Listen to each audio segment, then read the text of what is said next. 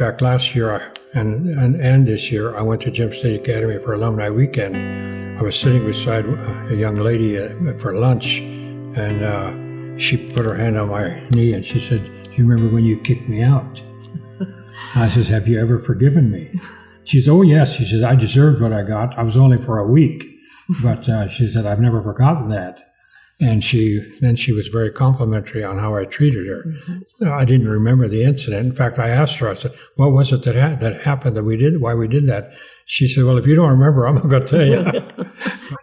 Walt, you have been a part of this campus ever since I can remember.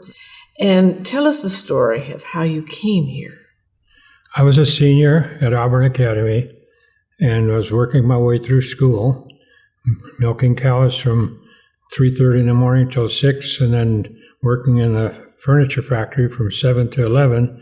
And I went to classes from 12 to 5. And I got acquainted with the farm manager, Franz Dietrich, who taught me to do butterfat testing and pasteurization of milk. And he asked me one day, he said, "You are going to Walla Walla College, aren't you?" And I said, "No, I'm not." And he said, "Why?" And I said, "Because I don't have any money and my folks can't help me."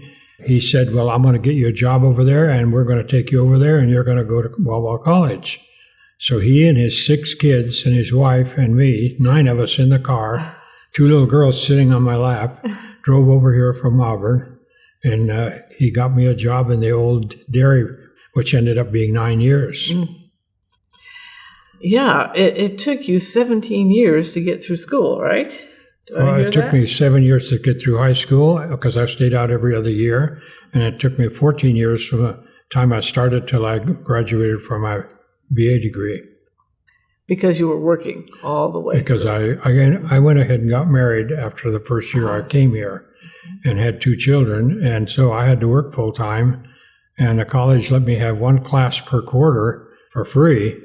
And so after being here 9 years, I had 92 hours. And finally, in 1962, I came in 48. In 1962, I graduated. During those years, did you ever see yourself here as a member of the college in academia? The career that I was hoping to get into was to be a dean of boys of one of our academies. While I was here, I worked for Dean Losey in Sittner Hall, and he told me at that time, he said, "Someday I hope you come back and be the dean here." I had a good dean at Auburn, Harold Schwartz, at Chine River Academy in North Dakota. My junior year, I had Dean Russell, who was a wonderful Christian example. And then my senior year at Auburn Academy, I had Dean Watrous, who was also a wonderful Christian example, and I wanted to be like one of them. You have been a role model for many, many people. You're an inspiring example of living life to its fullest.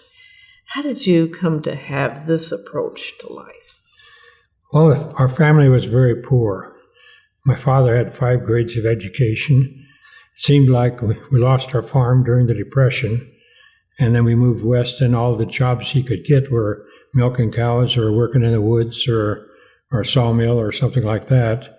I was always wearing clothes that didn't really fit me because we got them from welfare, secondhand, and I even wore shoes sometimes that were 2 sizes too big for me. Kids used to make fun of me. I fought a lot. I just made up my mind, I think I was about in the 6th or 7th grade, I am going to get an education because I could see the difference in the classroom from kids whose parents had an education and kids whose parents did not have an education. And I made up my mind that that's what I wanted to do. Most of us have some particular junctions that we face in our lives that end up being formative. Tell me about some of yours. The experience that I had in 3rd, 4th, 5th, 6th grade, where I was always embarrassed about myself, about the clothes I wore, and so on. That has helped me to want to be fair.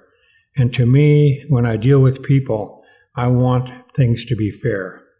As you see these kids starting from freshmen and proceeding to graduation, what role did you see yourself playing in this transition from youth to adulthood?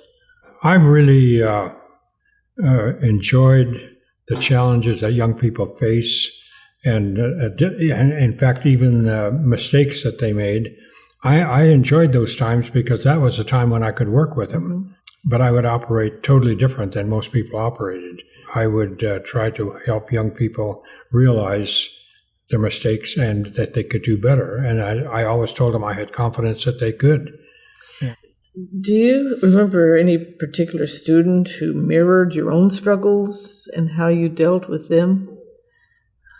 I had a lot of students while I was dean of men here at the dorm that had challenges in life similar to mine. I had one particular family from Coeur d'Alene, Idaho that ran a large nursing home up there, and they had a son here as a freshman. He tried several times during the freshman year to quit school, and his folks got on my case, and I would just take a lot of time talking to him. He ended up staying for a sophomore year. The same thing happened. The junior year, the same thing happened. He ended up graduating, and he ended up running the nursing home that his dad owned later on. He always mentions that he said, I wouldn't be doing this if it wasn't for you. How do you get these students back on track? Well, you have to have confidence. You have to believe them. One of the principles that I followed was I always told the kids, I'm going to believe what you tell me. Mm-hmm. However, if I find out that you're not telling the truth, then we have two problems. We have to solve this problem, and we have to solve your lying problem. I would say, if you change your mind when you get out and you decide that you didn't give me the right information, in an hour or two, come on back and let me know, because we'll settle that problem by not having a stiff punishment, but by just saying to them, do you think that you can, if we just forget about what happened, can you pattern a better life for yourself in the future? If you can take a look at the rules and the program of the school and follow it, you know what, someday you're going to become a leader. If you were just to describe your position as dean, what would you say makes for a good dean? You have to care about the people. You can't just keep your goal on the problems. You have to try to see what they can become or what they could be. 2 summers ago when we were remodeling this building, I stepped outside and stood in the shade to get some fresh air. And some guy was walking down the sidewalk, and he had a full beard, so I couldn't tell who it was, and he kept looking back like that while I was standing in the shade of the tree. Finally, he stopped, and he said, "Are you Walt Meske?" And I said, "Yes, I am." And so he walked up to me, and he said, "I came here when you were assistant dean. I was here for 6 weeks, and I didn't want to be here. My parents wanted me here, but I didn't want to be here." And he said, "You guys finally asked me to leave." And I didn't remember what he did.